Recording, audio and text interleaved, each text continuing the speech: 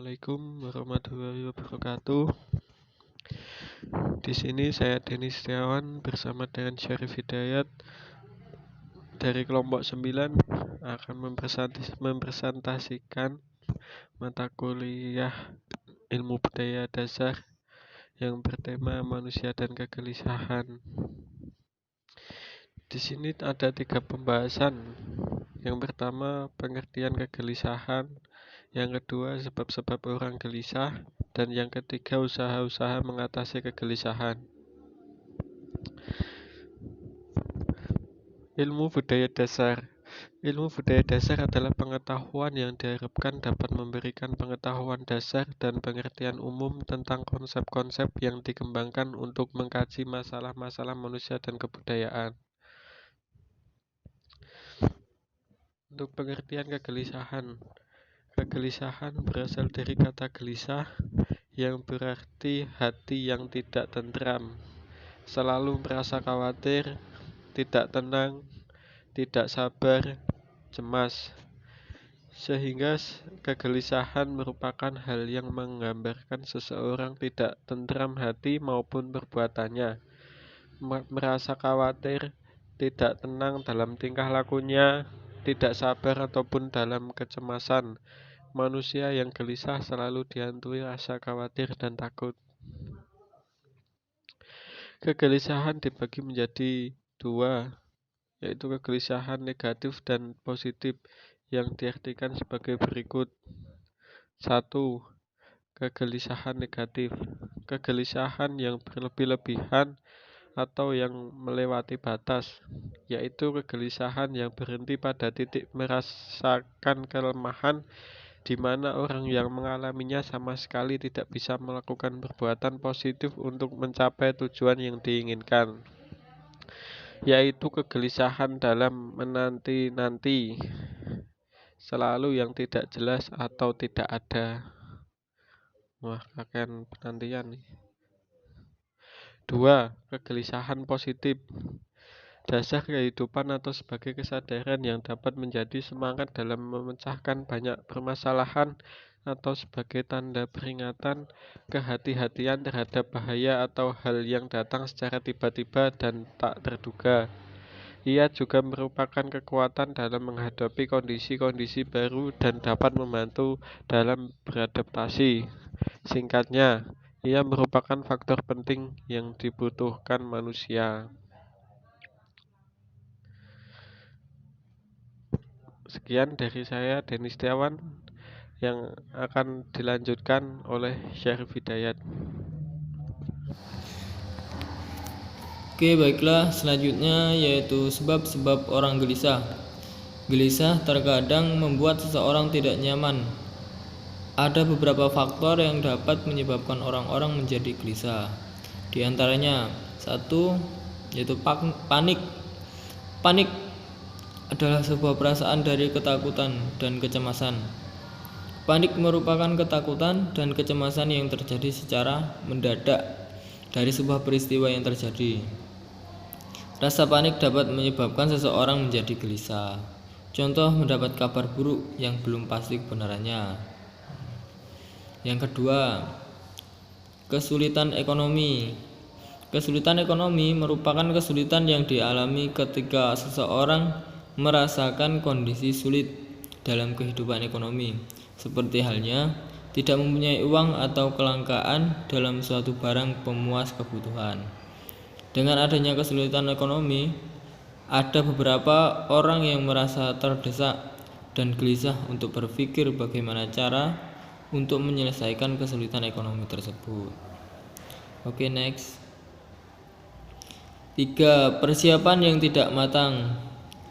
Segala kegiatan yang dilakukan harus dengan persiapan yang matang.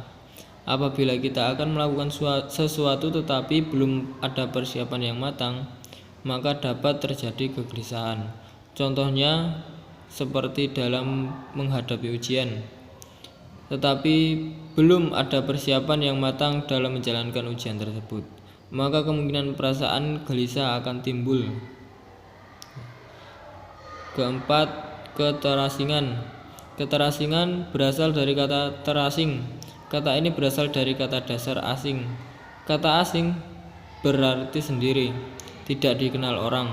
Sehingga kata terasing berarti tersisihkan dari pergaulan, terpisahkan dari yang lain atau terpencil.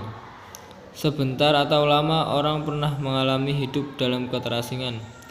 Sudah tentu dengan sebab dan kadar yang berbeda satu sama lain. Oke, next. Kesepian. Kesepian berasal dari kata sepi yang berarti sunyi, tidak berteman. Lama, rasa sepi itu bergantung kepada mental orang dan penyebabnya. Kesepian itu akibat dari keterasingan. Keterasingan dapat disebabkan sikap buruk seperti sombong, angkuh, keras kepala yang membuat manusia diasingkan oleh kehidupan sosialnya. Dan contohnya kita tidak mau menerima nasihat orang lain,